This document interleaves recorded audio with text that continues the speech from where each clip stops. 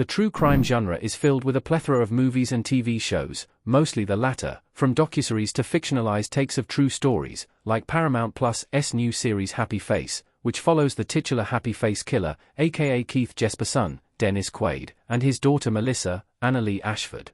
The 8-episode series, which was screened for review, offers a semi-scathing look at the glamorization of serial killers by underscoring the effect they have on those around them. At one point, Melissa becomes frustrated with herself because she is so focused on her father that she completely neglects his final victim, Heather, whose murder Keith is finally taking credit for despite Heather's friend Elijah, Damon Gupton, being charged as her killer 30 years prior. That's just the start of Melissa's unraveling. After marrying Ben, James Wolk, and having 2 children, Melissa thought she had finally moved on from her traumatic past, in which she discovered her father was the Happy Face killer after he was arrested for 8 murders. Happy Face is suitably tense and layered thanks to a focus on Melissa. Annalee Ashford is fantastic. Happy Face is like a game of cat and mouse as much as it is a mystery. Keith gives Melissa and Ivy, Tamara Tomakili, the producer on Dr. Greg's, David Harewood, true crime show, morsels of information about how he killed Heather.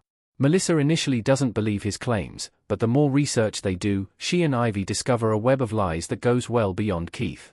As a series, Happy Face is a gripping watch. The pacing is excellent, offering us a bit of information in every episode without being overwhelming. The final reveal is deliciously tense because the show doesn't play all its cards at once. Happy Face is as driven by its plot as it is by character development, which is deeply tied to its storyline. This is what ultimately strengthens the show, especially as Melissa, who despises her father, can't shake the feeling that, somewhere deep down, he still loves her. Her actions, born of wanting to do right by Elijah, who may have been wrongly convicted, send her world and her family life into a spiral that it's a big part of what makes the series so addictive to watch. From the start, I was pulled into Melissa's world and her journey is one of the series' strengths. As she transitions from wanting to live anonymously to being thrown into the spotlight because of her dad, Melissa's storyline is deeply analyzed from various angles. It's elevated even further by Annalee Ashford's layered performance. The actress says so much with her eyes before the rest of her face even reacts. It's an extensive, emotional role, to be sure, and Ashford delivers a thoroughly moving and thoughtful performance.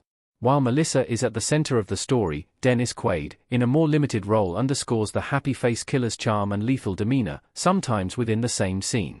The actor weaponizes both just as his character does, and you want so badly to believe, like Melissa, that there's some good in him somewhere. His nuanced, manipulative performance is key to the show's story. This is also where Happy Face excels as we're put in Melissa's shoes.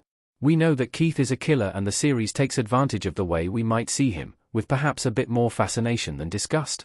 Of course, the series makes sure to pull back to focus on the harm Keith has caused, to his victims, their families, and his own, whenever characters, like Melissa's 15-year-old daughter Hazel, Keeler Ain, become too engrossed by him.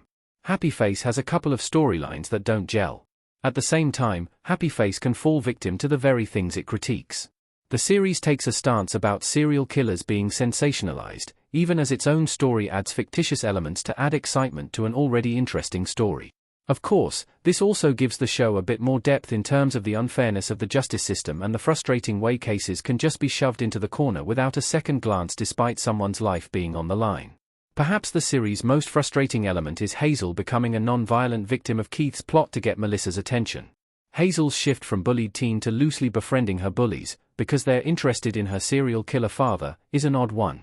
It doesn't hold the weight the show thinks it does, and most of that subplot comes off as flat. Hazel is a frustrating character who only grows more so. Her storyline is meant to showcase how someone can fall into the Happy Face killer's web of manipulation, but I certainly wanted more from it. The same goes for James Wolk's Ben, who is in more of a reactionary role until the last third of the season. Happy Face takes too long before giving him something interesting to do, highlighting him as a stereotypical nice guy before certain revelations and actions change that. The series teases another season, and, while I'm interested to see where the story might go, I also don't think it needs one. Season 1 is pretty strong on its own.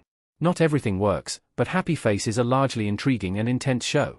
The suspense alone is enough to keep watching, but its focus on Melissa, specifically as she navigates her feelings about her father and a case with multiple twists, makes for a riveting viewing experience that I wanted to see all the way through to the end.